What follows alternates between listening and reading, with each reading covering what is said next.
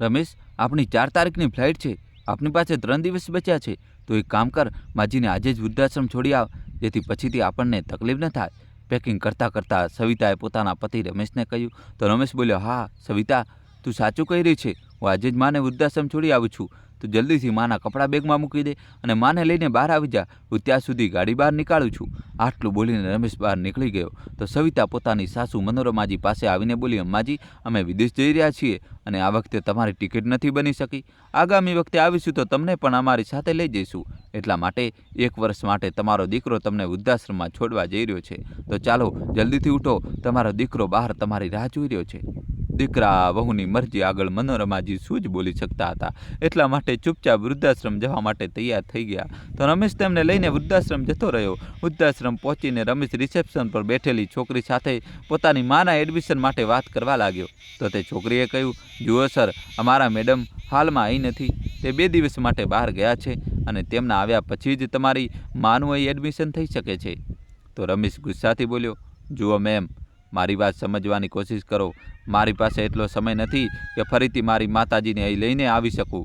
એટલા માટે તમે તેમને આજે જ એડમિશન આપી દો. તમે કહેતા હો તો હું અત્યારે 2 લાખનો ચેક કાપીને તમને આપી દઉં છું. બસ તમે મારી માતાજીને અહીં રાખી લો. અરે સર, હું એકવાર તમને કહી ચૂક્યો છું ને કે કોઈ પણ સંજોગોમાં તમારા માતાજીને આજે એડમિશન નથી આપી શકાતું. તે મેડમ આ વૃદ્ધાશ્રમના સંચાલક છે અને એમના વગર અમે કંઈ કરી શકીએ નહીં. તમે એવું કરો, કાલે સાંજે ફરીથી આવી જજો. કાલે સાંજ સુધીમાં મેડમ પાછા ફરી શકશે. રિસેપ્શન પર બેઠેલી છોકરીએ કહ્યું. તો રમેશ ખૂબ જ મુશ્કેલીથી પોતાના ગુસ્સા પર કાબૂ કરતા બોલ્યો, અરે મેડમ, હું તમારી વાત સમજું છું, પરંતુ મારી પણ મજબૂરી છે. અમે લોકો ખૂબ દૂરથી આવ્યા છીએ. 3 દિવસ પછી મારી વિદેશની ફ્લાઇટ છે. અત્યારે તો મને બધી તૈયારીઓ કરવાની છે. પ્લીઝ મેમ, મારી સિચ્યુએશન સમજવાનો પ્રયત્ન કરો. મિત્રો, કહાની છેલ્લા સુધી જોજો અને વિડીયો લાઇક કરી તમારા ભાઈ માટે ચેનલ સબસ્ક્રાઈબ કરી દો યાર. અત્યારે આ વાતો ચાલી જ રહી હતી કે એટલામાં રમેશનો મોબાઈલ વાગી ઉઠ્યો. તેને જોયું તો તેના બોસનો ફોન હતો. હેલો જી સર, રમેશે કહ્યું. તો બીજી તરફથી અવાજ આવ્યો, મિસ્ટર રમેશ, તમે હજી સુધી મને ડોક્યુમેન્ટ્સ ઈમેલ નથી કર્યા. જ્યારે તમે કહ્યું હતું કે આજે બપોર સુધીમાં તમે બધા ડોક્યુમેન્ટ્સ મને ઈમેલ દ્વારા મોકલી દેશો. જી સર, હું અત્યારે જ કરી દઉં છું, રમેશે ગભરાતા કહ્યું. તો તેના બોસ બોલ્યા, પરંતુ મિસ્ટર રમેશ, તમે તમારા કામ પ્રત્યે આટલા બેદરકાર કેમ હોઈ શકો? ના સર, હકીકતમાં હું એક મુશ્કેલીમાં ફસાઈ ગયો હતો. હું અત્યારે તમને આ પહેલાં કે રમેશ પોતાની સફાઈમાં કંઈ કહી શકે, બીજી તરફથી ફોન કપાઈ ચૂક્યો હતો. ચિંતા અને પરેશાનીમાં ડૂબેલો રમેશ પોતાનું માથું પકડીને ત્યાં જ ખુરશી પર બેસી ગયો. પોતાના દીકરાને આ રીતે તણાવગ્રસ્ત જોઈને પાસે બેઠેલા મનોરમાજી પણ વ્યાકુળ થઈ ઉઠ્યા.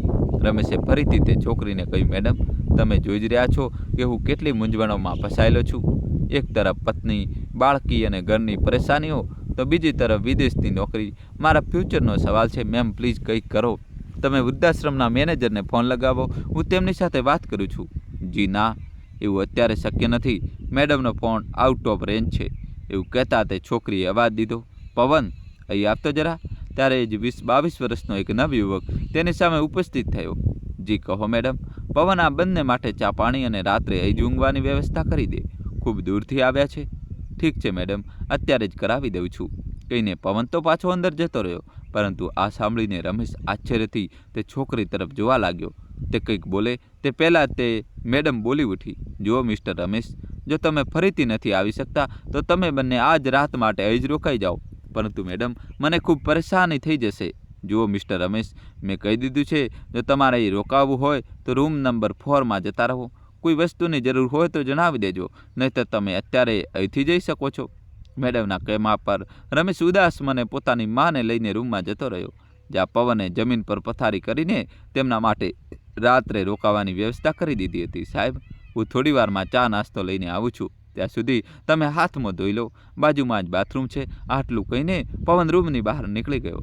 તો રમેશ ત્યાં જ લેપટોપ લઈને બેસી ગયો અને જલ્દીથી ઓફિસનું કામ પતાવવા લાગ્યો. તો મનોરમાજી સાથે લાવેલી પોતાની બેગ ખોલીને બેસી ગયા અને એક દુપટ્ટામાં વીંટાળેલી રોટલી નીકાળતા બોલ્યા, ખબર છે બેટા, મેં તારી અને વહુની વાતો કાલે જ સાંભળી લીધી હતી. એટલા માટે આજે સવારે વહેલા ઉઠીને મેં આ બટાકાના પરોઠા બનાવી લીધા હતા, જેથી 2 દિવસ સુધી ખાતી રહીશ. મિત્રો, કહાની છેલ્લા સુધી જોજો, એક જબરજસ્ત ટ્વિસ્ટ આવશે. ચેનલ સબસ્ક્રાઈબ કરી દો. તને પસંદ છે ને બેટા? અથાણું પણ લાવ્યા છું. પોતાની માની આ વાતનો રમેશને કોઈ જવાબ ના આપ્યો. તે તો બસ પોતાના કામમાં જ વ્યસ્ત હતો. તેની પાસે પોતાની માની વાત સાંભળવા માટે સમય ક્યાં હતો?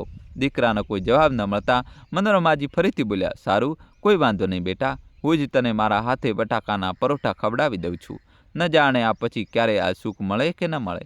કહેતા કહેતા તેમનો અવાજ ભરાઈ આવ્યો. જેવો જ રોટલીનો એક ટુકડો તોડીને મનોરમાજી પોતાના દીકરાને ખવડાવવા લાગ્યા તો રમેશ ગુસ્સાથી અકળાતા બોલ્યો, શું છે માં? તમે તો બીજું કોઈ કામ છે નહીં. મારે અત્યારે ખૂબ બધું કામ પતાવવાનું છે.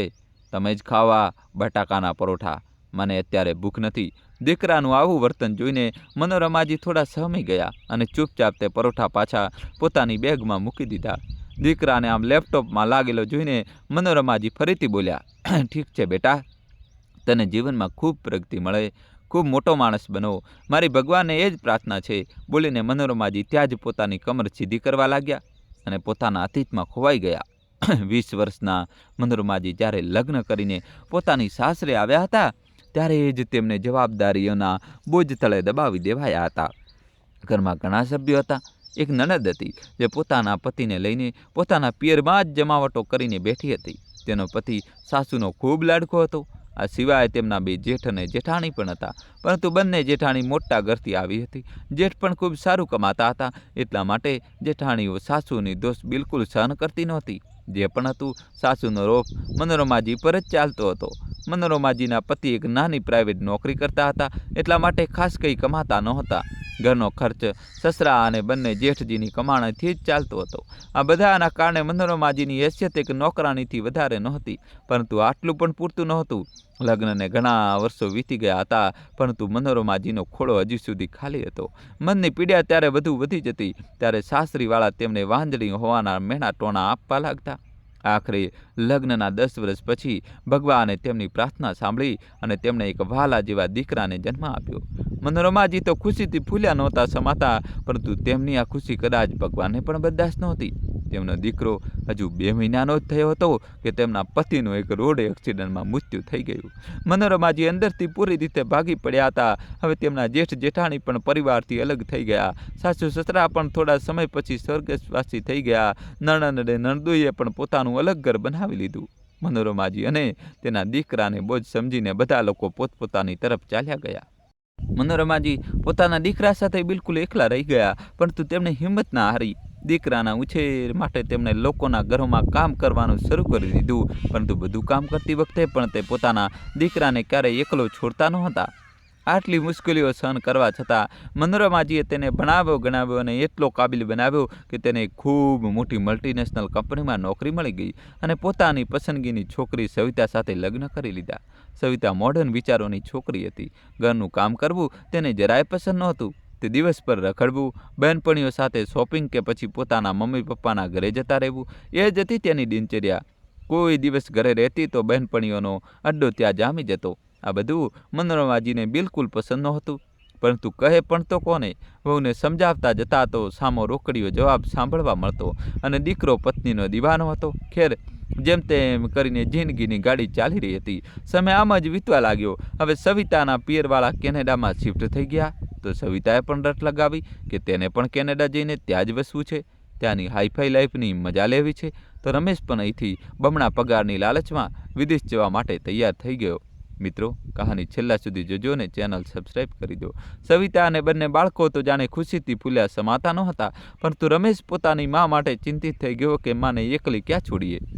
રમેશને ચિંતિત જોઈને સવિતાએ કહ્યું, અરે રમેશ, તું કેમ ચિંતામાં બેઠો છે? હું તો કહું છું માજી માટે વૃદ્ધાશ્રમ જ યોગ્ય રહેશે. તે શું કરશે આપણી સાથે વિદેશ જઈને? તું પરેશાન થવાના બદલે પોતાની આવનારી જિંદગી પર ધ્યાન આપ. આ સમય પ્રેક્ટિકલ થઈને વિચારવાનો છે.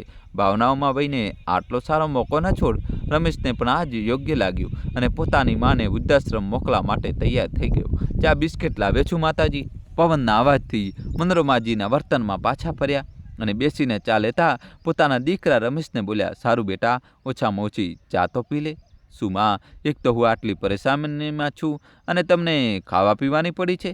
આજે જો પૂરું કામ કરીને ના આપ્યું તો બોસની ધમકી સાંભળવી પડશે અને ઇન્ટરનેટની રેન્જ પહોંચી જ નથી રહી. ખબર નહીં આ વૃદ્ધાશ્રમવાળાઓએ પણ પોતાના નિયમો બનાવી રાખ્યા છે. હદ છે. આટલું પણ નથી સમજતા કે કોઈ બુજુર્ગ છે, બીજા શહેરથી આવ્યું છે, આ લોકોને બુજુર્ગ લોકોને સારો આપવો જોઈએ, પરંતુ અહીં તો એક તરફ વૃદ્ધાશ્રમના મેનેજર ફરવા નીકળ્યા છે, તો બીજી મેડમ છે અહીં બેઠી છે તે આપણી વાત સાંભળવા તૈયાર જ નથી. રમેશના ગુસ્સામાં બોલતો જઈ રહ્યો હતો અને દરવાજા પર ઊભેલી તે જ મેડમ તેમની બધી વાતો સાંભળી રહી હતી. ત્યારે જ અચાનક રમેશની નજર ત્યાં ઊભેલી તે મેડમ પર ગઈ. તેમને પોતાની સામે જોઈને રમેશ ગભરાઈ ગયો અને પોતાની વાત પર પડદો પાડતા બોલ્યો, અરે હું તો બસ રહેવા દો મિસ્ટર રમેશ, હું જાણું છું કે આ પ્રકારના વાતાવરણમાં કોઈ પણ વ્યક્તિ ચીડચીડાઈ જાય છે. તમે મારી સાથે ચાલો, મારે તમારી સાથે કંઈક વાત કરવી છે. એવું કહીને મેડમ રૂમની બહાર નીકળી ગયા. રમેશને લાગ્યું કે કદાચ મેડમ વધારે પૈસાની ડિમાન્ડ કરશે, એટલા માટે બહાર નીકળતા જ બોલ્યો, જુઓ મેમ, જો તમે કહેતા હો તો હું 2 લાખના બદલે 3 લાખનો ચેક કાપી દઉં છું. ત્યારે જ મેડમ બોલ્યા, જી ના, પૈસાની તો કોઈ વાત જ નથી. મને આશ્ચર્ય તો એ વાતનું છે કે બાળપણમાં તમારા પાછળ તમારી માએ ન જાણે કેટલા જરૂરી કામ ટાળ્યા હશે, કેટલીય રાતો જાગતા વિતાવી દીધી હશે, અને તમે તેમના માટે એક રાત પણ નથી રોકાઈ શકતા. આ સાંભળીને રમેશની આંખો શરમથી નીચે નમી ગઈ. તો મેડમ બોલ્યા, ચાલો હું તમારી આ સમસ્યા પણ ઉકેલી જ દઉં છું. હું તમારી માતાજીને અત્યારે ને અત્યારે જ એડમિશન અપાવી દઈશ. પરંતુ શું મેમ? પરંતુ મિસ્ટર રમેશ, તમારે મારું એક નાનું કામ કરવું પડશે. મેડમની આ વાત સાંભળીને રમેશ તેમને આશ્ચર્યથી જોવા લાગ્યો. તો મેડમ બોલ્યા, હા મિસ્ટર રમેશ, હું આજે જ તમારી માતાજીનું એડમિશન કરાવી દઈશ, પરંતુ તેના માટે તમારે વૃદ્ધાશ્રમમાં રામકિશન નામના એક વડીલ રહે છે, તમારે ફક્ત તેમના પૌત્ર બનવાનું નાટક કરવું પડશે. આ સાંભળીને રમેશ હેરાન થઈ ગયો.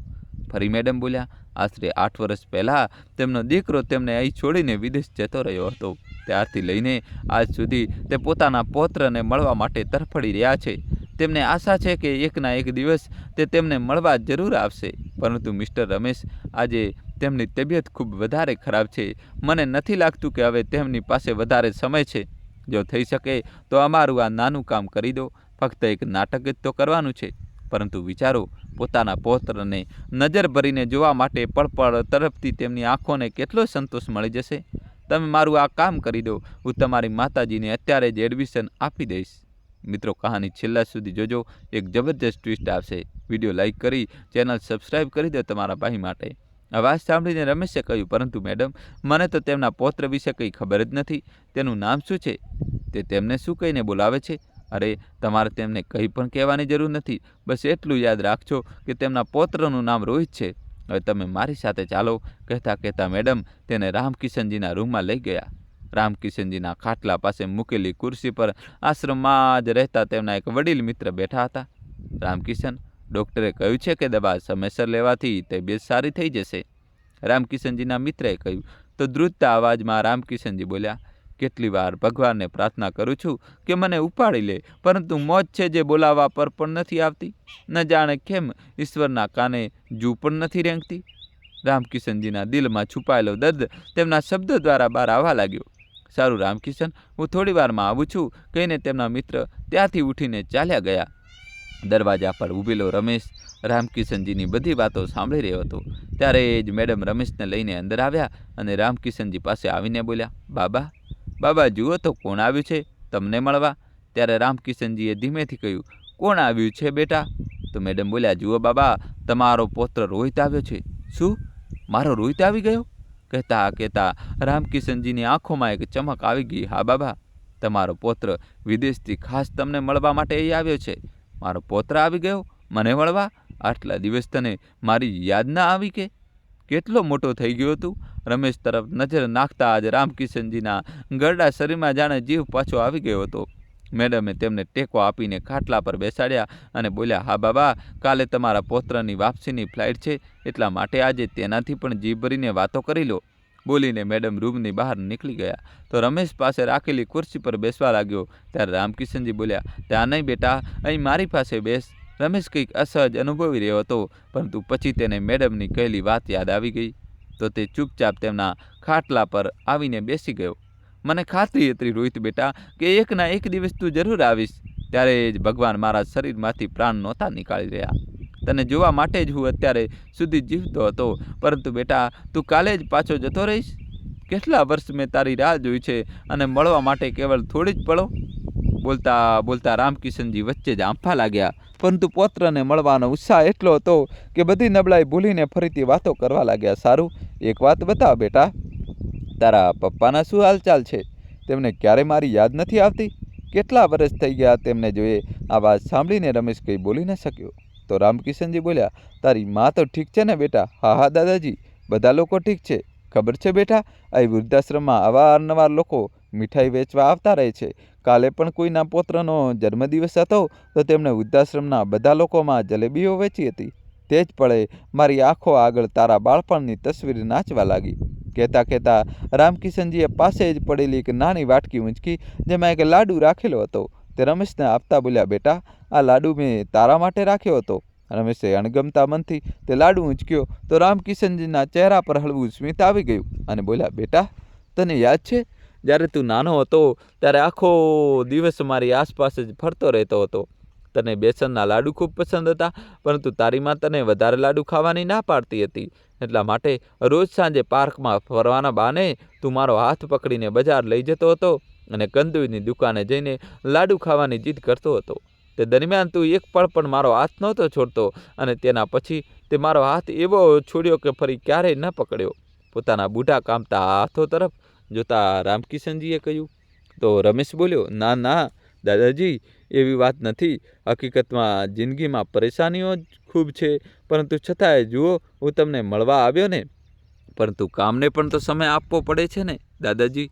પોતાના કામને સમય આપવાનો પ્રયત્ન કરું તો સંબંધોને સમય નથી આપી શકાતો, અને જો સંબંધો પર ધ્યાન આપું તો કામ છૂટી જાય છે. હા બેટા, ભૂલ તો અમારી જ છે. અમે કામના બોજને સંબંધ સમજીએ છીએ અને સંબંધનો બોજ. આ સાંભળીને રમેશ નજરો ઝુકાવીને ચૂપચાપ બેસી રહ્યો. તો રામકિશનજી બોલ્યા, પરંતુ બેટા, મને ખુશી છે કે ઓછામાં ઓછું તો મને મળવા આવ્યો તો ખરો. અરે હા, એક વાત તો હું પૂછવાનું જ ભૂલી ગયો. સારું, એ બતાવ, તારા લગ્ન થઈ ગયા કે? રામકિશનજીએ પૂછ્યું. તો રમેશ વિચારમાં પડી ગયો. મગજમાં ખ્યાલ આવ્યો કે જો આ કહું છું તો દાદાજી પોતાની પુત્રવધુ વિશે પૂછવા લાગશે. શું થયું બેટા? કયા વિચારમાં પડી ગયો? તારા લગ્ન થયા કે નહીં? અરે ના દાદાજી, મારા લગ્ન નથી થયા. સારું બેટા, કહેતા કહેતા અચાનક રામકિશનજીનો અવાજ કાંપવા લાગ્યો અને આંખોમાંથી આંસુ વહેવા લાગ્યા. પછી થોડા સમય પછી બોલ્યા, બેટા, તું મારી એક વાત માનીશ ને? હા દાદાજી, બતાવો ને. બેટા, તારો પિતા તો મને એકલો છોડીને જતો રહ્યો હતો, પરંતુ તું ક્યારેય પોતાના મા બાપને ઘડપણમાં એકલા ન છોડતો. વૃદ્ધાવસ્થામાં જ્યારે એક માણસ એકલો રહી જાય છે તો તેની જિંદગી એક સજાથી વધારે બીજું કંઈ નથી રહી જતી. આ ફક્ત મારી એકલાની વાર્તા નથી. અહીં વૃદ્ધાશ્રમમાં કેટલા એવા વૃદ્ધો છે જેના દીકરા, વહુ, પૌત્ર, પૌત્રીઓ બધા જ છે, છતાં તેમનું પોતાનું કહેવાવાળું કોઈ નથી. બેટા, અહીં રહેતા વૃદ્ધ લોકોના હૃદયમાં પરિવારની યાદો દિવસ રાત સોયની જેમ ભોકાય છે. હજુ રમેશ અને રામકિશનજીની વાતો ચાલી જ રહી હતી કે રમેશનો મોબાઈલ વાગી ઉઠ્યો. તેને જોયું તેની પત્ની સવિતાનો ફોન હતો. તો રમેશ બોલ્યો, સારું દાદાજી, હવે તમે સૂઈ જાઓ. સવારે એરપોર્ટ જતાં પહેલાં હું તમને મળવા આવી જઈશ. આ બેટા, તું પણ થાકી ગયો હોઈશ, જઈને સૂઈ જા. ભગવાન કરે તને દુનિયાની બધી ખુશીઓ મળે. રમેશે રામકિશનજીના પગ સ્પર્શ કરીને આશીર્વાદ લીધા અને ભારે પગલે દરવાજા તરફ આગળ વધી ગયો. પરંતુ જેવો જ તે દરવાજાની ચોખટ વટાવીને આગળ વધ્યો તે જ સમયે એક ગૂંગળાયેલી હૃદયધારક ચીસ તેને સંભળાઈ. તે અવાજે તેના દિલને ભયભીત કરી દીધું.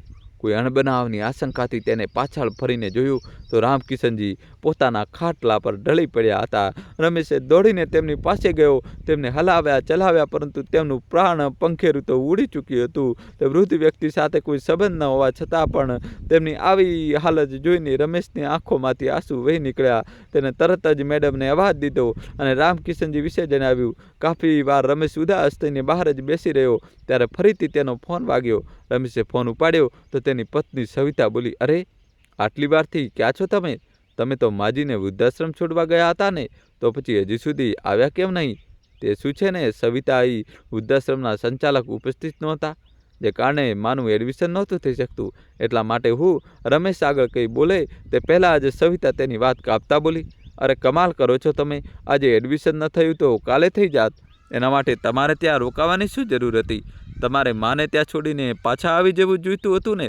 3 દિવસ પછી આપણી ફ્લાઇટ છે અને તમે ત્યાં પોતાની મા પાસે બેઠા છો. આ તું કેવી વાતો કરી રહી છે સવિતા? તે મા છે મારી, આમ જ કેવી રીતે છોડીને આવી જાઉં? કાલે સવારે વહેલા અહીંથી નીકળી જઈશ, કહેતા કહેતા રમેશે ફોન કાપી નાખ્યો અને ત્યાંથી ઉઠીને પોતાની મા પાસે રૂમમાં જતો રહ્યો. દીકરાને ઉદાસ જઈને મનોરમાજીએ પૂછ્યું, શું થયું રમેશ બેટા, કોઈ પરેશાની છે કે આટલી વાર ક્યાં લાગી ગઈ? કંઈ નહીં માં, બેઠા બેઠા થાકી ગયો હતો એટલા માટે બસ બહાર ટહેલવા જતો રહ્યો હતો. સારું માં, તમે બટાકાના પરોઠા બનાવીને લાવ્યા હતા ને, મારે તે ખાવા છે. મિત્રો, કહાની છેલ્લા સુધી જોજો. હવે કહાનીમાં એવો જબરજસ્ત ટ્વિસ્ટ આવશે કે તમે જોતા જ રહી જશો. જલ્દીથી વિડીયો લાઇક કરીને તમારા ભાઈ માટે ચેનલ સબસ્ક્રાઈબ કરી દો. હવે એવો ટ્વિસ્ટ. બહુ જોરથી ભૂખ લાગી છે. દીકરાની વાત સાંભળીને મનોરમાજીએ એક મુસ્કરાહટ સાથે પોતાના બેગમાંથી બટાકાના પરોઠા કાઢ્યા અને પોતાના દીકરાને આપતા બોલ્યા, ખબર છે બેટા, જ્યારે તું નાનો હતો ને, દરરોજ મને બટાકાના પરોઠા બનાવવાનું કહેતો હતો અને જ્યારે હું બનાવતી હતી ત્યારે તું કહેતો હતો, માં મને તમારા હાથેથી ખવડાવો ને, જ્યારે પણ તમારા હાથેથી ખાઉં છું તો ખાવાનો સ્વાદ બમણો થઈ જાય છે, તો આજે પણ ખવડાવો ને માં. રમેશે કહ્યું તો મનોરમાજી મુસ્કરાયા, તેને પોતાના હાથેથી ખવડાવવા લાગ્યા. પછી બાવીભોર થઈને રમેશે કહ્યું, માં યાદ છે તમને જ્યારે બાળપણમાં એકવાર ઉનાળાની રજાઓમાં આપણે નાનીજીના ઘરે ગયા હતા તો હું ત્યાં ગલીઓમાં આસપાસના બાળકો સાથે સંતાકુકડી રમવા લાગ્યો હતો. કોઈ ક્યાંક તો કોઈ ક્યાંક. હું પણ બાળકો સાથે પાસેની ગલીમાં જઈને સંતાઈ ગયો. થોડી વારમાં બાકી બધા બાળકો તો ભાગી ગયા, પરંતુ હું ત્યાં ગલીઓમાં જ રખડતો રહ્યો. નાનાજીનું ઘર ક્યાં છે મને ખબર જ ના પડી. એ ઘટના યાદ કરીને મનોરમાજી બોલ્યા, હા બેટા, ક્યાંક ક્યાંક ન શોધ્યો તને મેં. બપોરથી શાંત થઈ ગઈ અને શાંતિ રાત, પરંતુ તું ક્યાંય ન મળ્યો. જે દીકરાને બે ક્ષણ પણ મારી નજરોથી ઓજલ નહોતી થવા દેતી, એ દીકરો કેટલાય કલાકોથી ગાયબ હતો. હું પાગલોની જેમ તેને અહીં તે શોધતી જતી હતી. ગલીઓમાં ભટકતા ભટકતા આખરે અંધારામાં તું સામેથી આવતો દેખાયો. ત્યારે જઈને મારા જીવમાં જીવ આવ્યો હતો. હા માં, મને યાદ છે. મને જોતાં જ તમે દોડતા દોડતા મારી પાસે આવ્યા અને મને પોતાની છાતીએ વળગાડી લીધો હતો. કેટલું રોયા હતા તમે એ સમયે. હા બેટા, જે દીકરાને બાળપણમાં એક મિનિટ માટે ઓજલ નહોતી થવા દેતી, હવે એ જ દીકરા વગર એકલી કેવી રીતે રહીશ? આ વિચારતા આજ મનોરમાજીની આંખોમાંથી આંસુ વહેવા લાગ્યા. દોસ્તો, કહાની છેલ્લા સુધી જોજો અને વિડીયો લાઇક કરીને ચેનલ સબસ્ક્રાઈબ કરી દો. માને જોઈને રમેશની આંખોમાં પણ આંસુ આવી ગયા. બહુ લાંબો સમય વીતી ગયો હતો માં દીકરાને આ રીતે બેસીને વાત કર્યાને. જ્યારથી રમેશના લગ્ન થયા હતા ત્યારથી લઈને આજ સુધી તો તે માત્ર પોતાની પત્ની, બાળકો અને નોકરીમાં જ વ્યસ્ત રહેતો હતો. મા પાસે બેસવાનો ન તો તેની પાસે સમય હતો અને ન તો ક્યારે તેને જરૂરિયાત અનુભવાઈ હતી. વાતો કરતા કરતા રમેશ પોતાની માના ખોળામાં માથું મૂકીને ત્યાં જ ઊંઘી ગયો. રૂમની બહાર ઊભેલા મેડમ કાફી વારથી આ બધો નજારો ચૂપચાપ જોઈ રહ્યા હતા. મનોરમાજી બહુ વાર સુધી તેના માથા પર હાથ ફેરવતા રહ્યા અને થોડી વાર પછી મનોરમાજી પણ પોતાના દીકરાના માથા પર માથું મૂકીને ત્યાં જ ઊંઘી ગયા. સવારે રમેશની આંખો ખુલી તો ગભરાતા હડબડાતા બોલ્યા, માં મને તો બહુ મોડું થઈ ગયું, હું નીકળું છું. ઉતાવળમાં તે પોતાના બેગમાં બધો સામાન મૂકવા લાગ્યો અને રિસેપ્શન પર બધી ફોર્માલિટી પૂરી કર્યા પછી જેવા જવા માટે તૈયાર થયો તો મનોરમાજી બોલ્યા, બેટા પોતાનું ધ્યાન રાખજે, રસ્તામાં રોકાઈને કંઈક ખાઈ લેજે, નહીં તો મને તારી ચિંતા થતી રહેશે. ઠીક છે માં, હવે હું નીકળું છું કહીને રમેશ ત્યાંથી ઝડપથી નીકળી ગયો અને સીધો પોતાના બોસ પાસે ઓફિસ જતો રહ્યો. પરંતુ આખો દિવસ તેના મગજમાં ઉથલપાથલ મચેલી રહી. તેને એવું લાગી રહ્યું હતું જાણે તે બહુ કંઈક પોતાની પાછળ છોડીને આવ્યો છે. ન ચાહવા છતાં પણ વારંવાર વૃદ્ધાશ્રમમાં રહેતા વૃદ્ધ લોકોના મજબૂર, લાચાર અને નિરાશ ચહેરા તેની આંખો સામે આવી રહ્યા હતા. રાત્રે રમેશ જ્યારે ઘરે પહોંચ્યો તો ગુમસુમ જેવો હતો. તો સવિતા બોલી, છોડી આવ્યા માજીને વૃદ્ધાશ્રમ? તો રમેશે નામાં માથું હલાવ્યું. ત્યારે સવિતા બોલી, વેસે તો સારું જ થયું, આખરે ક્યાં સુધી આપણે તેમનો બોજ ઉંચકીએ. સારું, તમે હાથ મોઢું ધોઈ લો, ખાવાનું તૈયાર છે. પત્નીની વાતો સાંભળીને રમેશ આશ્ચર્યમાં પડી ગયો. અત્યાર સુધી તો તેનું મગજ ગૂંચવણોથી ભર ઘેરાયેલું હતું, પરંતુ હવે કદાચ તેના મગજમાં સ્પષ્ટ થઈ ચૂક્યું હતું કે તેનો આગળનો કદમ શું હશે. અરે શું થયું, હજુ સુધી ફ્રેશ થઈને નથી આવ્યા? ખાવાનું ઠંડુ થઈ જશે, સવિતાએ કહ્યું તો રમેશ બોલ્યો, મને ભૂખ નથી, બોલીને તે પોતાના રૂમમાં જતો રહ્યો. રાત્રે બધા લોકો ઊંઘી ગયા હતા, પરંતુ રમેશની આંખોથી ઊંઘ કોસો દૂર હતી. એ રાત તેને બહુ મુશ્કેલીથી કાપી. બીજા દિવસે સવાર થતાં જ રમેશ કોઈને પણ કહ્યા વગર પોતાની ગાડી લઈને ઘરેથી નીકળી ગયો અને બરાબર 2 કલાક પછી તે એ જ વૃદ્ધાશ્રમમાં પહોંચી ગયો જ્યાં એક દિવસ પહેલાં તે પોતાની માને છોડીને આવ્યો હતો. જેવો જ રમેશ અંદર ગયો તો સામે એ જ મેડમ ઊભા હતા, જે બહુ શાંતિથી તેની તરફ જોઈ રહ્યા હતા. કેટલાક વૃદ્ધ લોકો આંગણામાં ટહેલી રહ્યા હતા. અંદર જઈને રમેશ અહીં તે જોવા લાગ્યો, મેમ, મારી માતાજી ક્યાં છે? પ્લીઝ તેમને બોલાવી દો. તો મેમ બોલ્યા, જુઓ મિસ્ટર રમેશ, અત્યારે તો તમારી માતાજી સાથે વાત નહીં થઈ શકે. કેમ મેમ? એવું શું થઈ ગયું? એ મેડમે કહ્યું, મિસ્ટર રમેશ, તમારા માતાજી વૃદ્ધાશ્રમની બીજી કેટલીક મહિલાઓ સાથે પાસે જ બનેલા મંદિરમાં પૂજા કરવા માટે ગયા છે. હકીકતમાં તેમણે આજે નિર્જલા ઉપવાસ રાખ્યો છે. પોતાના દીકરા માટે, પોતાની તંદુરસ્તી અને જીવનની પરવા કર્યા વગર તેમણે આ ઉંમરે પણ કઠિન વ્રત ધારણ કર્યું છે. આ સમયે તે પૂજામાં વ્યસ્ત છે. તમારી લાંબી ઉંમર અને પ્રગતિ માટે ભગવાન પાસે પ્રાર્થના કરી રહ્યા છે. મેડમની આ વાતો સાંભળતા જ રમેશની આંખોમાંથી અશ્રુઓની ધારા વહેવા લાગી.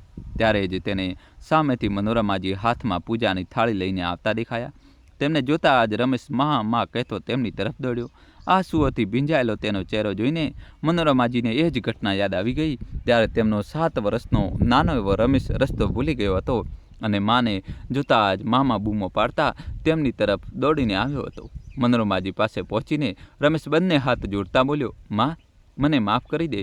મારાથી બહુ મોટી ભૂલ થઈ ગઈ. મને માફ કરી દે માં. આપે મારા માટે શું નથી કર્યું. આપના પ્રેમ અને આશીર્વાદના ભરોસે જ હું જીવનમાં એક સફળ માણસ બની શક્યો હતો.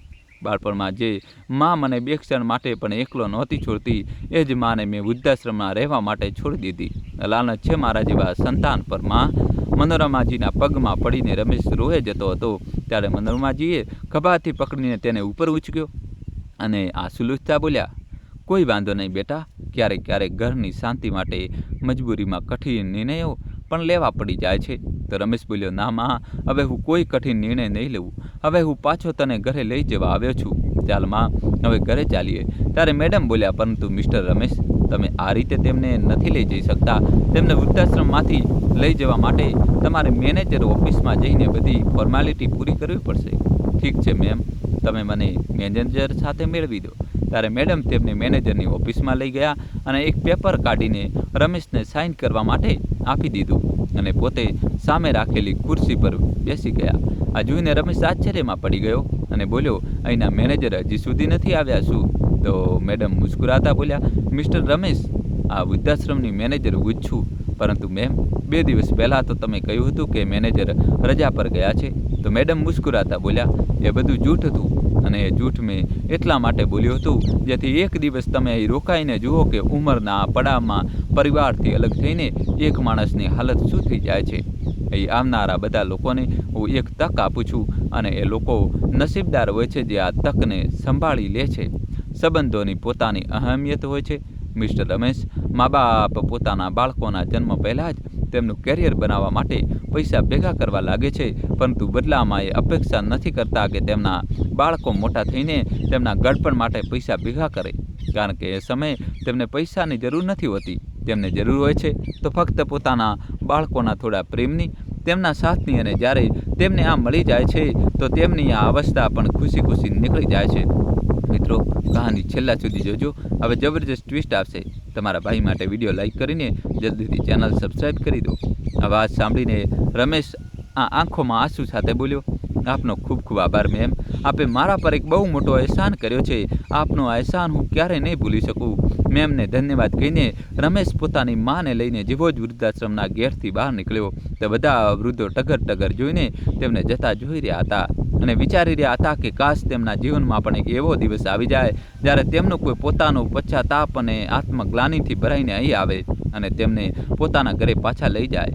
અહીંયા જેવી જ મનોરમાજી પોતાના દીકરા રમેશ સાથે ગાડીમાં બેઠા ત્યારે જ રમેશ સાથે ફોન આવ્યો. અરે, સવારમાં મને કયા વગર નીકળી ગયા તમે? કેટલી વાર તમને ફોન કર્યો પણ તમે છો કે ફોન ઉપાડતા જ નથી. તેની પત્ની સવિતાએ કહ્યું. તો રમેશ બોલ્યો, હું વૃદ્ધાશ્રમમાંથી માને લઈને પાછો આવી રહ્યો છું. શું? આ તમે શું કરી રહ્યા છો? તમે માને પાછા લાવી રહ્યા છો? અરે, તેમને રાખશો ક્યાં? આપણે તો વિદેશ જવાનું છે ને. અને હું કહી દઉં છું, વિદેશ જવાનો પ્રોગ્રામ હું હરગીજ કેન્સલ નહીં કરું. જ્યાંથી લાવી રહ્યા છો ત્યાં જ પાછા છોડીને આવી જાઓ. સવિતા બોલતી જતી હતી. તો રમેશ બોલ્યો, બિલકુલ નહીં સવિતા, હું મારી માને એકલી છોડીને વિદેશ નથી જઈ શકતો.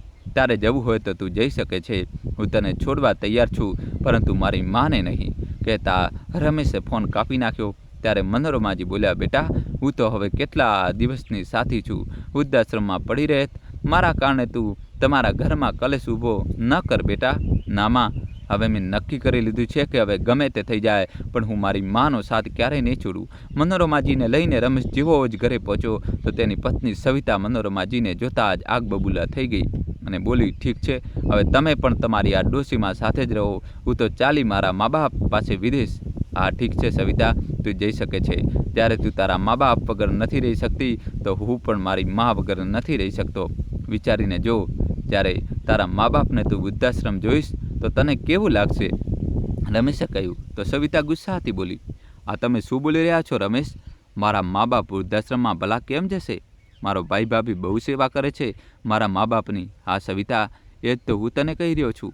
જ્યારે તારો ભાઈ તારા મા બાપની સેવા કરી શકે છે તો હું મારી માની સેવા કેમ ન કરી શકું? પિતાને તો મેં બાળપણમાં જ ગુમાવી દીધા હતા, પરંતુ મારી માની સેવા કરવામાં હું ક્યારેય પાછળ નહીં હટું.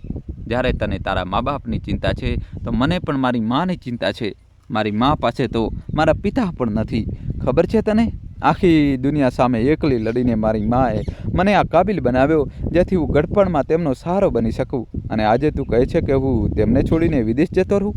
કહેતા કહેતા રમેશ ફૂટ ફૂટ કરીને રોવા લાગ્યો. તો સવિતાની પણ આંખો ભરાઈ આવી. તેણે બંને હાથ જોડતા રમેશને કહ્યું, મને માફ કરી દો રમેશ, આજે મને મારી ભૂલનો અહેસાસ થઈ ગયો છે. હવે મને ક્યાંય નથી જવું, આપણા માજી પાસે જ રહેવું છે. કહેતા કહેતા સવિતા પણ ફૂટ ફૂટ કરીને રોવા લાગી. તો દીકરા અને વહુને રોતા જોઈને મનોરમાજીએ પોતાના આંસુ લૂછ્યા અને બંનેને પોતાના ગળે લગાડી લીધા અને બધા લોકો ખુશી ખુશી રહેવા લાગ્યા. આવી જ કહાની હું આપના આગળ મિત્રો રજૂ કરું છું. મિત્રો, મનોરમાજી જમી રહ્યા હતા, પરંતુ રોટલી પૂરી થઈ જવાને કારણે વચમાં જ બેસીને એક થાળીમાં થોડું શાક લઈને આમ તેમ જોવા લાગ્યા કે કોઈ તેમની વાત કહ્યા વગર જ સમજી જાય અને એક રોટલી લાવીને આપી દે. પાસે બેઠેલો નાનો દીકરો સુમિત તેમની વાત સમજી ગયો હતો, છતાં પણ ચૂપ રહ્યો, કારણ કે ઘરમાં કોઈની પણ એટલી હિંમત નહોતી કે મોટી વહુના હોવા છતાં ખુદથી કોઈ ખાવાનું લઈ લે. થોડી વાર બેસી રહ્યા પછી મનોરમાજીએ એ જ હિંમત ભેગી કરીને કહ્યું, સુનિતા વહુ, બે રોટલીથી પેટ નથી ભરાયું, જરા એક રોટલી બીજી આપી દે. આટલું સાંભળતા જ સુનિતા કઠોર અવાજમાં બોલી, બસ બસ માજી, તમારી તબિયત પહેલાંથી જ ખરાબ રહે છે. બે રોટલી તમારા માટે ઓછી નથી, જે ખાઈ લીધું બસ એ જ ઘણું છે. તો મનોરમાજી પાસે બેઠેલા પોતાના મોટા દીકરા સંજય તરફ આશાભરી નજરોથી જોવા લાગ્યા. કદાચ તે કંઈક બોલશે, પણ સંજય તો એવી રીતે ખાવા પર ઝૂકેલો હતો જાણે તેને કોઈ વાત સાંભળી જ ન હોય. આ જોઈ મનોરમાજી કંઈ ન બોલ્યા અને હાથ લઈને ઊભા થવા લાગ્યા. પરંતુ ત્યારે જ નાના દીકરા સુમિતે પોતાની ભાભીને કહ્યું, ભાભી, જ્યારે માં આખો દિવસ ઘરનું કામ કરે છે ત્યારે તો તમને તેમની તબિયતનો સહેજ પણ અહેસાસ નથી હોતો. તમને ખબર પણ છે, જો માં ભૂખી રહી જશે તો પછી આખી રાત તેમને ઊંઘ નહીં આવે. એટલા માટે તમે તેમને એક રોટલી બીજી આપી દો. આટલું સાંભળતા જ સુનિતાએ બૂમ પાડતા કહ્યું, તું વધારે માનો સગો ન બન. આ ઘરમાં જે કંઈ થઈ રહ્યું છે તે મારી આંખોથી છુપાયેલું નથી. તમે બંને મા દીકરો મફતની રોટલીઓ તોડો છો. તારો ભાઈ કેટલી મહેનત કરે છે તેનો તો તને અહેસાસ જ નથી. તું હજી સુધી નોકરી શોધવામાં નાકામ રહ્યો છે. પહેલાં કંઈક કામ કરી લે, પછી મોટી મોટી વાતો કરજે. ના કામના ન કાજના, દુશ્મન અનાજના. ભાભીની વાતો સાંભળીને સુમિતને ખોટું તો બહુ લાગ્યું, પરંતુ છતાંય ચૂપ જ રહ્યો. તેને પોતાની મા તરફ જોયું તો મનોરમાજી પણ ભીની આંખોથી તેને જોઈ રહ્યા હતા. તેનાથી પોતાની માની ભૂખ બરદાસ્ત ન થઈ. એટલા માટે તેણે પોતાની થાળીમાંથી એક રોટલી ઉપાડીને મનોરમાજીની થાળીમાં મૂકતા કહ્યું, માં, તમે આ રોટલી ખાઈ લો, આજે હું એક રોટલી જ ખાઈશ. આ જોઈને સુનિતા વધારે ગુસ્સે થઈ ગઈ અને મનોરમાજીની થાળીમાંથી તે એક રોટલી ઉપાડીને જમીન પર ફેંકતા બોલી, તમને મારી વાત સમજમાં ના આવી? જ્યારે મેં કહ્યું કે વધારે ખાવાનું નથી આપવાનું તો મતલબ નથી આપવાનું. હવે રહો તમે પણ ભૂખ્યા. મોટા આવ્યા હતા માના ચમચા. આ જોઈને સુમિતની આંખોમાં પણ આંસુ આવી ગયા. તેણે પોતાની ભાભીને કહ્યું, ભાભી, તમારામાં તો ઇન્સાનિયત નામની કોઈ વસ્તુ જ નથી. અરે, કોઈની થાળીમાંથી આવી રીતે કોઈ રોટલી ઉપાડીને પણ ફેંકે છે શું? સુમિતનું આટલું બોલવું થયું કે તેના મોટા ભાઈ સંજયે તેને ઘૂરતા કહ્યું, પોતાની ભાભી પાસે માફી માંગ. ભૈયા, જ્યાં સુધી ભાભી મા સાથે અન્યાય કરી રહ્યા હતા ત્યાં સુધી તો તમે બિલકુલ મૂંગા બેરા બનીને બેઠા હતા, અને હવે અચાનક તમને અહેસાસ થઈ ગયો કે કંઈક ખોટું થઈ રહ્યું છે. તમે કેટલા જોરુના ગુલામ થઈ ગયા છો. તમને પોતાની માનો કંઈ ખ્યાલ જ નથી. સુમિતનું આટલું કહેવું થયું કે સંજય ઊભા થઈને એક જોરદાર તમાચો સુમિતના ગાલ પર ચોડી દીધો અને બોલ્યો, મેં બહુ સહન કરી લીધી તારી બદતમીજી. હવે તારા માટે એ જ સારું છે કે અહીંથી નીકળી જા, નહીં તો મારાથી ખરાબ કોઈ નહીં હોય. સાચું કહ્યું ભૈયા તમે, તમારાથી ખરાબ તો કોઈ હોઈ પણ ન શકે.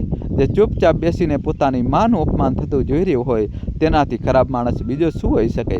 આટલું સાંભળતા જ સંજય સુમિતના ગાલ પર એક થપ્પડ બીજો ચોડી દીધો અને તેને ધક્કા મારીને ઘરની બહાર કાઢી મૂક્યો. આ જોઈ સુમિત સતબદ ઊભો રહી ગયો. તેને આ બધાની આશા બિલકુલ નહોતી. મનોરમાજી પણ ચૂપચાપ ઊભા બધું જોઈ રહ્યા હતા.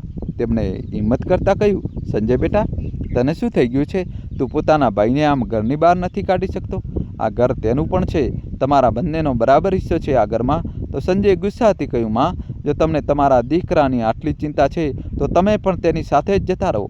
કહેતા સંજયે પોતાની માને પણ ધક્કો આપીને ઘરની બહાર કાઢી મૂક્યા. મિત્રો, કહાની છેલ્લા સુધી જોજો ને ચેનલ સબસ્ક્રાઈબ કરી દો.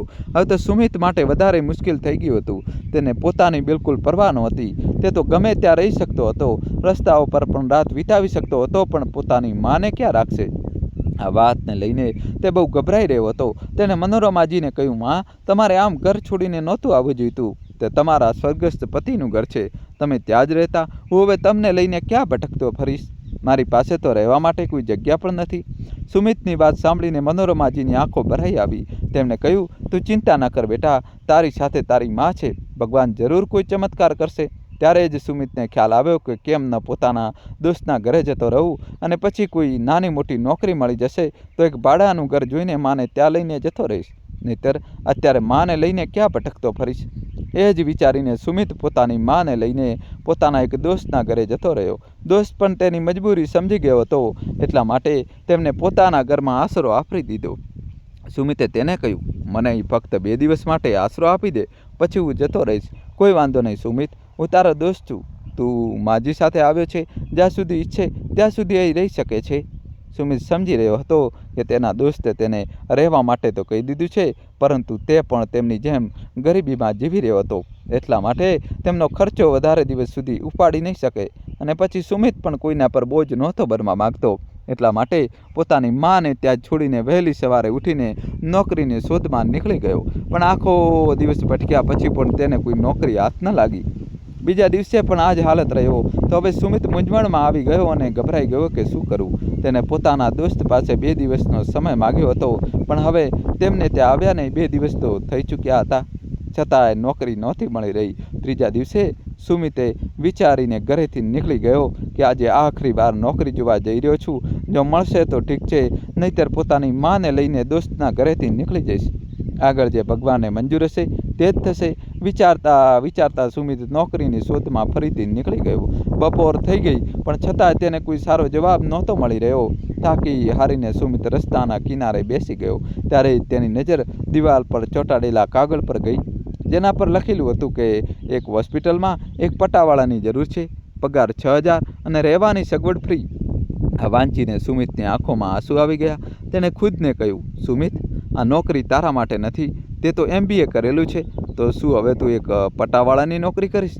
તેનું દિલ લોહીના આંસુ રોવા લાગ્યું. પણ ત્યારે જ માનો ચહેરો આંખો સામે ઘૂમી ગયો અને પછી કંઈ પણ વિચાર્યા વગર જ તે ત્યાંથી ઊભો થઈ ગયો અને તે સરનામે જઈ પહોંચ્યો જ્યાં પટાવાળાની જરૂર હતી. ત્યાં પહોંચીને સુમિતે હોસ્પિટલના સ્ટાફને કહ્યું કે તે પટાવાળાની નોકરી માટે આવ્યો છે. તો બધા લોકો હેરાનીથી તેની તરફ જોવા લાગ્યા, કારણ કે મોરાથી સુમિત સારા ઘરનો લાગી રહ્યો હતો. પણ તેમણે કહીને કહ્યું અને તેને ઇન્ટરવ્યૂ માટે ડૉક્ટર પાસે મોકલી દીધો. ત્યારે ડૉક્ટરે સુમિતની ફાઇલ જોઈ તો તે પણ હેરાન રહી ગયો અને કહેવા લાગ્યા, તે તો MBA કરેલું છે અને તું એક પટાવાળાની નોકરી કરવા માંગે છે. આ નોકરી તો એ લોકો માટે છે જે અનપઢ હોય છે અને પોતાની મહેનતની રોજીરોટી કમાવા માંગે છે. મને બતાવ કે તું આ કામ કેમ કરવા માંગે છે. આ સાંભળીને સુમિતની આંખોમાં આંસુ આવી ગયા. તેને કહ્યું, હું ખૂબ જ વધારે મજબૂર છું. બહુ બધી જગ્યાઓ પર ઇન્ટરવ્યૂ આપવા ગયો, પણ કંઈ હાથ ન લાગ્યું. મને આ સમયે નોકરીની સખત જરૂર છે, પછી ભલે તે એક પટાવાળાની નોકરી જ કેમ ન હોય. તેની મજબૂરી સમજીને ડૉક્ટરે પણ તેને પટાવાળાની નોકરી આપી દીધી અને હોસ્પિટલની પાછળ બનેલા ફ્લેટમાંથી એક ફ્લેટ પણ તેને રહેવા માટે આપી દીધો. સુમિતને સમજ નહોતું આવી રહ્યું કે આ તેના માટે ખુશીનો મોકો છે કે પછી ઉદાસીનો. ખેર, જે પણ હતું તે ઘેર આવ્યો અને પોતાના દોસ્તનો આભાર માનતા બોલ્યો, તે આ મુશ્કેલ સમયમાં મારો સાથ આપ્યો અને મને પોતાના ઘરમાં રહેવાની જગ્યા આપી. એટલા માટે તારો ખૂબ ખૂબ ધન્યવાદ. પરંતુ હવે હું મારી માને અહીંથી લઈને જતો રહું છું, કારણ કે મને એક હોસ્પિટલમાં નોકરી મળી ગઈ છે. આ સાંભળતા આજ સુમિતના દોસ્તે હસતા કહ્યું, તું મને બેવકૂફ ન બનાવ. ભણતર તારું MBAનું છે, પછી હોસ્પિટલમાં તને નોકરી કેવી રીતે મળી ગઈ? તો સુમિતે કહ્યું, મને પટ્ટાવાળાની નોકરી મળી ગઈ છે. આ સાંભળતા તેના દોસ્તની આંખોમાં પણ આંસુ છલકાઈ આવ્યા અને કહેવા લાગ્યો, યાર સુમિત, મારું ઘર તારા માટે હંમેશા ખુલ્લું છે, પરંતુ ખુદ પર આટલો જુલમ ન કર. તું પોતાની હિંમત બનાવી રાખ. તને સારી નોકરી જરૂર મળી જશે. ત્યાં સુધી તું મારા ઘરમાં કોઈ પણ ડર કે ખતરા વગર રહી શકે છે. તો સુમિત બોલ્યો, તારો ખૂબ ખૂબ ધન્યવાદ કે તમને આટલા દિવસ અહીં રાખ્યો અને દરેક રીતે ખ્યાલ પણ રાખ્યો. હું તારો ઉપકાર જિંદગીભર નહીં ભૂલું, પરંતુ હવે જ્યારે મને રોજીરોટી મળી રહી છે તો હું તેને લાત મારવા નથી માગતો. એટલા માટે હવે હું માને લેવા આવ્યો છું. સુમિતના દોસ્તે તેને બહુ રોક્યો, બહુ સમજાવ્યો, પણ સુમિત ન માન્યો અને પોતાની માને લઈને હોસ્પિટલની પાછળ ફ્લેટમાં શિફ્ટ થઈ ગયો. મિત્રો, હજી કહાની બાકી છે, છેલ્લા સુધી જોજો. હજી સુધી વિડીયોને લાઇક ન કર્યો હોય તો મિત્રો, તમારા ભાઈ માટે જલ્દીથી વિડીયો લાઇક કરીને ચેનલ સબસ્ક્રાઈબ કરી દો. મનોરમાજીએ કહ્યું, તને કેવી નોકરી મળી છે બેટા? તો સુમિતે કહ્યું, માં એક ઓફિસમાં બેસીને કમ્પ્યુટર હિસાબ કર્યા કરીશ. આ સાંભળીને મનોરમાજી પણ ખુશ થઈ ગયા. હવે સુમિત પોતાની માથી સત્ય તો નહોતો કહી શકતો, કારણ કે તે ટેન્શનમાં આવી જાત અને તેમનું બ્લડ પ્રેશર હાઈ થઈ જાત. એટલા માટે તેને પોતાની માથી જૂઠું બોલી દીધું અને પછીના દિવસથી રોજ સવારે કામ પર જવા લાગ્યો. હવે સુમિત બહુ રસપૂર્વક હોસ્પિટલમાં સાફ સફાઈ કરતો અને વિચારતો કે કદાચ તેની કિસ્મતમાં આ જ બધું લખેલું હતું. દરેક માણસ પોતાની કિસ્મતનું જ ખાય છે, તો કદાચ મારી કિસ્મતમાં પણ આ ગરીબી અને ઓછા પગારવાળી નાની નોકરી જ લખેલી હતી. તે તો નકામો જ મોટી મોટી નોકરી કરવાના સપના જોઈ રહ્યો હતો. ખેર, મહિનો પૂરો થતાં જ ડૉક્ટરે તેને પોતાની ઓફિસમાં બોલાવીને તેના વખાણ કરતાં કહ્યું કે તારી તરફથી અમને કોઈ ફરિયાદ નથી મળી, એટલા માટે તને 6,000ની જગ્યાએ 7,000 રૂપિયા આપી રહ્યો છું. આ સાંભળીને સુમિત બહુ ખુશ થઈ ગયો અને બોલ્યો, ડૉક્ટર સાહેબ, હું તમારો ઉપકાર જિંદગીભર નહીં ભૂલું. મુશ્કેલ ઘડીમાં તમે મને સહારો આપ્યો. કહીને સુમિત હાથમાંથી પગાર લઈને ડૉક્ટરની ઓફિસમાંથી બહાર નીકળી આવ્યો અને તેને પોતાના પગારને ગણવા લાગ્યો. ત્યારે જ અચાનક તેની આંખોમાં આંસુ આવી ગયા, કારણ કે પોતાના પપ્પાના મર્યા પછી તેને ક્યારેય પણ 7,000 રૂપિયા એકસાથે નહોતા જોયા. તે તો 500ના નોટોને પણ જોવા માટે તરસાઈ ગયો હતો. તે બસ વારંવાર એ પૈસાને ગણે જ જઈ રહ્યો હતો અને વિચારતો હતો કે સૌથી પહેલાં તે ઘરમાં રાશન લઈને જશે, કારણ કે ખાવા પીવાની બહુ તકલીફ થઈ રહી હતી. હવે તે પોતાની માને સારો ખોરાક ખવડાવવા માગતો હતો, પરંતુ જેવો જ તે પૈસા પોતાના ખિસ્સામાંથી મૂકવા લાગ્યો ત્યારે જ અચાનક તેની સામે એક ઓરત આવીને ઊભી રહી ગઈ. તેને બંને હાથ સુમિતની સામે જોડી દીધા અને રોતા રોતા બોલી, ભગવાન માટે મારી મદદ કરી દો બેટા. મારા દીકરાનો એક્સિડન્ટ થઈ ગયો છે. તેના ઓપરેશન માટે મને પૈસાની જરૂર છે અને મારી પાસે કંઈ પણ નથી. મારા હાથ ખાલી છે. જો હું એમ કહું કે ભગવાન સિવાય કોઈ મારા બાળકની જિંદગી બચાવી શકે છે તો તે પૈસા જ છે. પૈસા વગર મારો દીકરો બચી નથી શકતો. એ ઓરતના ચહેરા પર આટલી લાચારી જોઈને સુમિતનું દિલ બેસી ગયું. તેને કંઈ પણ વિચાર્યા વગર જ તે 7,000 રૂપિયા એ ઓરતના હાથમાં મૂકી દીધા અને બોલ્યો, હું ભગવાનને પ્રાર્થના કરીશ કે તે તમારા બાળકને બચાવી લે. તો તે ઓરત સુમિતને આશીર્વાદ આપતી આગળ વધી ગઈ અને કોઈ બીજા માણસની સામે હાથ જોડીને પોતાના બાળક માટે પૈસા માગવા લાગી. પણ તે માણસે તેને ધુતકારીને ભગાડી દીધી. એક ક્ષણે સુમિતના દિલમાં આવ્યું કે કાશ મારી પાસે આટલા પૈસા હોત કે હું એ ઓરતની મદદ કરી દેત. પછી તેના મગજમાં આવ્યું કે કેમ ના ડૉક્ટર સાથે વાત કરવામાં આવે. તે દોડીને ડૉક્ટર પાસે ગયો અને હાથ જોડીને બોલ્યો, સર, મારી દર મહિનાની તનખા તમે કાપી લેજો, પણ એ ઓરતના બાળકને બચાવી લો. તો ડૉક્ટરે કહ્યું, શું થાય છે તે ઓરત તારી સગા સંબંધીમાં છે શું? ના સાહેબ, તે મારી કોઈ સગા સંબંધીમાં નથી, પણ હું તેને પોતાના બાળક માટે આવી રીતે તડપતા નથી જોઈ શકતો. આ સાંભળીને ડૉક્ટરની આંખો પણ ભીની થઈ ગઈ. તેમને કહ્યું, ખુદ પાસે ખાવા માટે ખાવાનું નથી અને બીજાની મદદ કરવા માંગે છે. સર, આપણે કોઈની મદદ કરીશું તો આપણી મદદ ઉપરવાળો કરશે. એટલા માટે સર, તમે મારી તનખા કાપીને એ બાળકને બચાવી લો. તો ડૉક્ટરે પણ હામાં માથું લાવી દીધું અને તરત જ બાળકનો ઈલાજ શરૂ કરી દીધો. આ જોઈ સુમિતને બહુ ખુશી મળી. તે દોડીને એ ઓરત પાસે ગયો અને બોલ્યો, ચિંતા ન કર, ડૉક્ટર સાહેબે તમારા બાળકનો ઈલાજ શરૂ કરી દીધો છે, પણ મેં તો પૈસા પણ જમા નથી કરાવ્યા. પછી ઈલાજ કેવી રીતે શરૂ થઈ ગયો? એ ઓરતે રોતા રોતા કહ્યું. તો સુમિત બોલ્યો, મેં ડૉક્ટર સાહેબ સાથે વાત કરી છે. તે તમારા બાળકનો ઈલાજ શરૂ કરવા માટે તૈયાર થઈ ગયા છે. આટલું સાંભળતા જ તે ઓરત સુમિતના પગમાં પડીને રોવા લાગી. ભગવાન તને આના બદલે બહુ મોટું ફળ આપશે. ભગવાન કરે કે તું કરોડપતિ બની જા. એ ઓરતની દુઆ સાંભળીને સુમિત હસવા લાગ્યો અને આગળ વધતા વિચારવા લાગ્યો કે કરોડપતિ બનવું તો બહુ દૂરની વાત છે. હવે તો તેને 2 ટાણાની ડંગની રોટલી ખાવી પણ તેના નસીબમાં નથી લાગી રહ્યું, કારણ કે આજે તેને જે તનખા મળી હતી તે પણ તેને એ વોરતને આપી દીધી અને આગળના 5-7 મહિના સુધી મળવાવાળી તનખા માટે પણ તેને ડૉક્ટરને ના પાડી દીધી. આ બધું વિચારતા વિચારતા સુમિત ઘરે આવી ગયો તો મનોરમાજી તેની રાહ જોઈને બેઠા હતા અને કહેવા લાગ્યા, બેટા શું લઈને આવ્યો છે? તો સુમિતની નજરો શરમથી ઝૂકી ગઈ, પણ તેણે માને ખોટી તસલ્લી આપતા કહ્યું, માં, મને તનખા આજે નથી મળી, કાલે મળી જશે, તમે પરેશાન ન થાઓ. તો મનોરમાજીએ તેની તરફ જોયું અને સૂકી રોટલી અથાણા સાથે ખાવા લાગ્યા. આ જોઈ તેનું દિલ તૂટી ગયું, પણ તે પણ શું કરી શકતો હતો? તે ખાધા વગર જ પથારી પર લંબાઈ ગયો. તો મનોરમાજીએ કહ્યું, બેટા ચિંતા ન કર, ભગવાન આપણને બહુ કંઈક આપશે, તું ખાવાનું તો ખાઈ લે. તો સુમિતે કહ્યું, માં, આ ખોટી તસલ્લી ના આપ્યા કરો, ભગવાન આપણને કંઈ નહીં આપે, આપણે બંને આમ જ જિંદગી વિતાવી દઈશું. નહીં બેટા, એવું નથી કહેતા, ભગવાનના ઘરે દેર છે, અંધેર નથી. તેઓ વાતો કરી જ રહ્યા હતા ત્યારે એ ઘરના દરવાજા પર કોઈકની દસ્તક થઈ. સુમિતે જઈને દરવાજો ખોલ્યો તો સામે 2 માણસો ઊભા હતા. સુમિતે કહ્યું, તમે લોકો કોણ છો? હું તમને નથી ઓળખતો. તો એમાંથી એક માણસે કહ્યું, ચિંતા ન કરો, તમે અમને નથી ઓળખતા પણ અમે તમને બહુ સારી રીતે ઓળખીએ છીએ. કહેતા કહેતા તેને સુમિતને એક ચાવી અને કેટલાક કાગળો હાથમાં મૂકી દીધા અને બોલ્યો, આ તમારા માટે એક સરપ્રાઈઝ છે, તમે ઘરે જઈને આરામથી બેસીને આ પત્રને વાંચજો. આ કહીને તે લોકો ત્યાંથી ચાલ્યા ગયા. સુમિત પણ આ બધું જોઈને હેરાન હતો. તે ઘરની અંદર આવ્યો તો મનોરમાજીએ કહ્યું, બેટા કોણ હતું દરવાજા પર અને તારા હાથમાં શું છે? તો સુમિતે ચિંતામાં કહ્યું, ખબર નહીં માં, 2 અજાણ્યા માણસો મને આ પેપર આપીને ગયા છે અને બોલી રહ્યા હતા કે તમારા માટે એક મોટો સરપ્રાઈઝ છે. મને ખુદ આ વાતની નથી ખબર કે આમાં શું લખ્યું છે, અત્યારે જ જોઉં છું. કહેતા કહેતા સુમિતે તે કાગળ ખોલ્યો અને વાંચવા લાગ્યો તો તેમાં લખ્યું હતું. મિત્રો, કહાની છેલ્લા સુધી જોજો. તમારા ભાઈ માટે વિડીયો લાઈક કરી જલ્દીથી ચેનલ સબસ્ક્રાઈબ કરી દો. હવે જબરજસ્ત ટ્વિસ્ટ આવશે. મિસ્ટર સુમિત, મેં આજે તમને સિટી હોસ્પિટલમાં જોયા હતા. તમે ત્યાં એક પટ્ટાવાળાની નોકરી કરી રહ્યા છો, પણ તમે આજે તનખા મળતા જ એક ગરીબ ઓરતની મદદ કરી અને પછી ડૉક્ટરની સામે કરગરીને એ ઓરતની મદદ માટે હાથ ફેલાવ્યો. ત્યારે મેં આ બધું જોયું તો બહુ જ પ્રભાવિત થયો. મેં વિચાર્યું કે તમારા વિશે જાણકારી હાસિલ કરવી જોઈએ. જ્યારે મેં ડૉક્ટરને પૂછ્યું તો મને ખબર પડી કે તમે એક ભણેલા ગણેલા નવજુવાન છો, પણ તમારા ભાઈએ તમને ઘરમાંથી કાઢી મૂક્યા છે અને એટલા માટે તમે એક પટ્ટાવાળાની હેસિયતથી નોકરી કરી રહ્યા છો. કાલે સાંજે તમે આ સરનામે પહોંચી જજો. તમારા માટે એક બહુ મોટો સરપ્રાઈઝ છે અને ત્યારે જ તમને ખબર પડશે કે આ ચાવીઓ કઈ વસ્તુની છે. પત્ર વાંચતા જ સુમિત ઊંડા વિચારમાં ડૂબી ગયો કે તેને આવી રીતે બોલાવવાવાળો કોણ હોઈ શકે. તેને ડર પણ લાગી રહ્યો હતો, કારણ કે આજકાલ તો ફ્રોડ બહુ જ આમ થઈ ચૂક્યું હતું. ત્યારે જ મનોરમાજી કહેવા લાગ્યા, સુમિત, પત્રમાં એવું શું લખ્યું હતું કે તું તેને વાંચીને એકદમ પરેશાન થઈ ગયો? તો સુમિતે તેમને બધી વાતો બતાવી, જેને સાંભળીને મનોરમાજી પણ ગભરાઈ ગયા અને કહેવા લાગ્યા, નહીં નહીં બેટા, તારે કોઈ જરૂર નથી કોઈ પણ જગ્યા જવાની, ચૂપચાપ પોતાની નોકરી કરતો રહે. પછી પોતાના દીકરાના માથા પર હાથ રાખતા બોલ્યા, અચ્છા, તો આજે તને તનખા મળી ગઈ હતી પણ તે એક ઓરતને આપી દીધી? આ સાંભળતા આજ સુમિતને લાગ્યું કે માં અત્યારે વળશે, પણ મનોરમાજીએ તેનું માથું પંપાળતા કહ્યું, મને મારા દીકરા પર ગર્વ છે.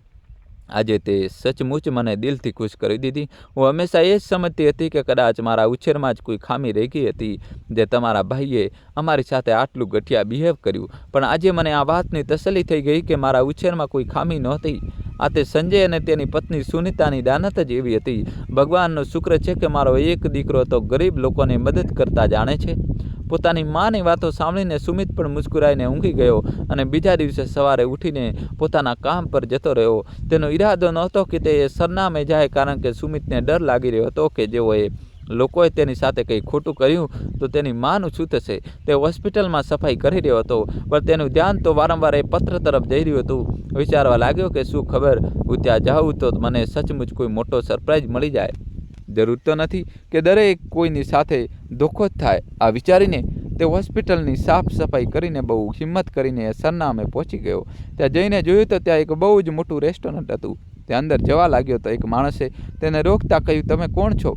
તમારું શું નામ છે? જી, મારું નામ સુમિત છે. અચ્છા અચ્છા, એચ સિટી હોસ્પિટલવાળા છો તમે? તો સુમિતે પણ જલ્દીથી આમાં માથું હલાવી દીધું. તો તેને કહ્યું, ઠીક છે સર, તમારો ઇંતજાર કરી રહ્યા છે. આ સાંભળીને સુમિત જલ્દીથી અંદર જતો રહ્યો. અંદર જતાં જ સામે ખુરશી પર બેઠેલા એક માણસે કહ્યું, લાગે છે તું મને નથી ઓળખતો, એટલા માટે હું મારો પરિચય કરાવી દઉં છું. મારું નામ મુકેશ શર્મા છે. હું આ રેસ્ટોરન્ટનો માલિક છું. પણ હવે હું આ રેસ્ટોરન્ટ તારા નામે કરવા માંગુ છું. આ સાંભળીને સુમિત હેરાન રહી ગયો અને બોલ્યો, તમે મારી સાથે આ કેવો મજાક કરી રહ્યા છો? તો તેને કહ્યું, હું તારી સાથે કોઈ મજાક નથી કરી રહ્યો. મને તો બહુ સારું લાગ્યું. તારું આ રીતે લોકોને મદદ કરવું મને ગમી ગયું. એટલા માટે હું તને મારું સબ્સ આપવા માંગુ છું. તો સુમિત પણ હક્કાબક્કા રહી ગયો અને બોલ્યો, તમારું શું કારણ છે? તો તેને કહ્યું કે મારી સાથે પણ આજથી 5 વર્ષ પહેલાં એ જ થયું હતું જે તારી સાથે અને તારી મા સાથે થયું છે. હું એક કેન્સરનો દર્દી છું. હું મારા 2 દીકરાઓ અને એક દીકરી સાથે રહેતો હતો, પરંતુ મારા બંને દીકરાઓએ મારી જવાબદારી સ્વીકારવાની ના પાડી દીધી અને અમને બંને બાપ દીકરીને ઘરમાંથી કાઢી મૂક્યા. પરંતુ બેટા, હવે હું મારી જૂની ગાથા સંભળાવીને તમારો સમય બગાડવા નથી માંગતો. એટલા માટે આપને આટલું જ કહેવા માગું છું કે મારું આ રેસ્ટોરન્ટ કોઈક એવા માણસના હાથમાં જાય જે બીજાની મદદ કરતો હોય. મેં તને હોસ્પિટલમાં જોયો હતો, તે એ ઓરતની કેવી રીતે મદદ કરી હતી.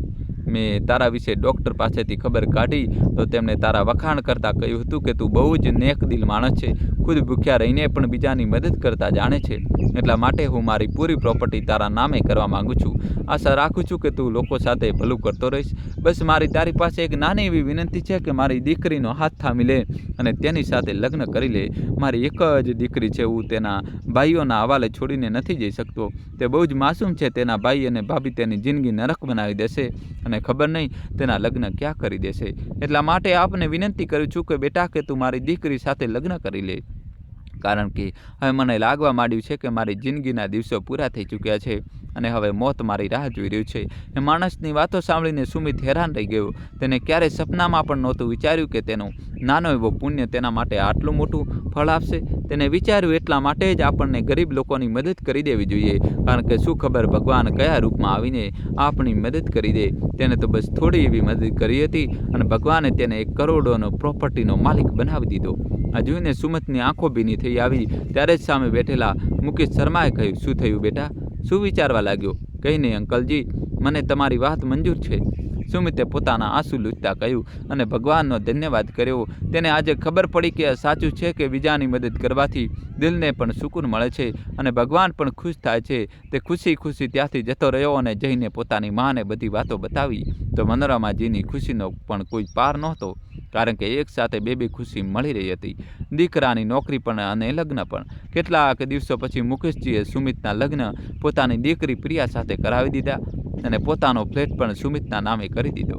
ત્યારે સુમિત પણ પોતાની માને લઈને તેમની પાસે જ આવી ગયો અને ચારેય લોકો એક સાથે એક જ ઘરમાં રહેવા લાગ્યા. સમય પોતાની ગતિથી ચાલતો રહ્યો. ધીરે ધીરે સુમિતે રેસ્ટોરન્ટને સંભાળવાને કાબિલ થઈ ચૂક્યો હતો. જ્યારે તે બોસની સીટ પર બેઠો તો એ જોઈને હેરાન રહી ગયો કે મેનેજરની લાઇનમાં તેનો ભાઈ સંજય પણ ઊભો હતો. સંજય પણ સુમિતને બોસની સીટ પર બેઠેલો જોઈને હેરાન રહી ગયો. થોડીવાર પછી જ્યારે સુમિત પોતાની ઓફિસમાં ગયો તો તેનો ભાઈ પણ તેની પાછળ આવી ગયો અને બોલ્યો, સુમિત, આ બધું કેવી રીતે થયું? તો સુમિતે કહ્યું, હું તમારો બોસ છું, એટલા માટે મને સુમિત કહેવાની જરૂર નથી. આ સાંભળીને સંજયનું મોં લટકી ગયું અને કહેવા લાગ્યો, હું તારો મોટો ભાઈ છું, એટલા માટે હવે જૂની વાતોને ભૂલી જા અને બંને ભાઈ એક સાથે મળીને પ્રગતિ કરીશું. તો સુમિતે ગુસ્સાથી કહ્યું, આજે મને બોસની સીટ પર જોઈને પ્રગતિની વાતો કરી રહ્યા છો? નહીંતર મને માને ધક્કા મારીને ઘરમાંથી કાઢી મૂક્યા હતા. પણ આ તો સમયની વાત છે. એ દિવસે તમારો સમય હતો અને આજે મારો સમય છે, પણ હું તમને ધક્કા મારીને અહીંથી નહીં કાઢું. એટલા માટે અહીં નોકરી કરવા માગતા હો તો ચૂપચાપ મારી ઓફિસમાંથી બહાર જતા રહો. તેની વાતો સાંભળીને સંજય ગભરાઈ ગયો અને ચૂપચાપ ત્યાંથી જતો રહ્યો. તેના ગયા પછી સુમિત વિચારવા લાગ્યો કે આ તો બધી ભગવાનની લીલા છે. કોઈ આપણને ઘરમાંથી કાઢી મૂકે છે, પણ વખત બદલાતા જ તે આપણા પગમાં પડવા માટે તૈયાર થઈ જાય છે. એટલા માટે ભગવાનની સામે રહીને આપણને ક્યારેય કોઈ વસ્તુનું ઘમંડ ન કરવું જોઈએ અને હંમેશા ગરીબ લોકોની મદદ કરવી જોઈએ. તો મિત્રો, તમને આ વાર્તા કેવી લાગી? કોમેન્ટ કરીને જરૂર બતાવો. વાર્તા સારી લાગી હોય તો વિડીયોને પ્લીઝ લાઇક કરો, શેર કરો. દોસ્તો, જલ્દીથી કોમેન્ટમાં જય શ્રી કૃષ્ણ લખી દો અને આ વિડીયોને તમારા મામા, માસી, ભાઈ, બહેન, વોટ્સઅપના ગ્રુપ, ફેમિલીના ગ્રુપમાં બધાને મોકલી દો. કોઈ બાકી ન રહેવું જોઈએ. બધાને મોકલવી જ પડશે. મિત્રો, તમારા ભાઈ માટે મોકલી દો. બધાને શેર કરી દો. વિડીયો લાઇક કરી ચેનલ સબસ્ક્રાઈબ કરી દો અને કોમેન્ટમાં જય શ્રી કૃષ્ણ તો લખવું જ પડશે. થેન્ક યુ, ધન્યવાદ, દિલથી આભાર.